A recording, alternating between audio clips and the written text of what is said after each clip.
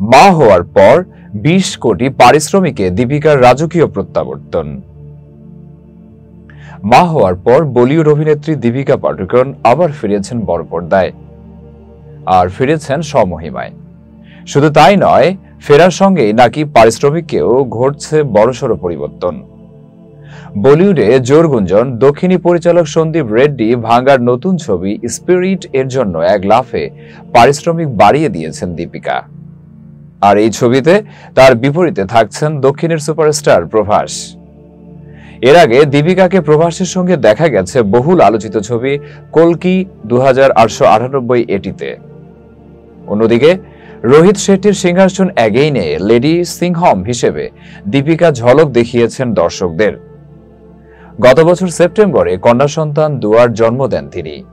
মা হওয়ার পর কিছুদিন বিরতিতে ছিলেন, তবে এবার একের পর এক বড় প্রকল্পে ফিরছেন ওই অভিনেত্রী। শাহরুখ খানের বিপরীতে কিং ছবিতে মুখ্য ভূমিকায় থাকছেন তিনি।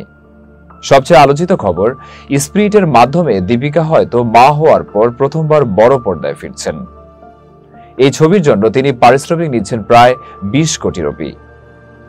যদি এই তথ্য সত্য হয়, তবে এটি হবে দীপিকার ক্যারিয়ারের সর্বোচ্চ পারিশ্রমিক। একই সঙ্গে এটি তাকে ভারতীয় চলচ্চিত্রের ইতিহাসে সর্বোচ্চ পারিশ্রমিক পাওয়া অভিনেত্রীদের শীর্ষে তুলে দেবে। এখন পর্যন্ত বলিউডে শীর্ষ নায়িকাদের পারিশ্রমিক 10 থেকে 15 কোটি রুপির মধ্যে সীমাবদ্ধ। আলিয়া ভাট, রাশমিকা মান্দানা ও প্রিয়াঙ্কা চোপড়া রয়েছেন সর্বোচ্চ পারিশ্রমিক পাওয়া অভিনেত্রীদের তালিকায়।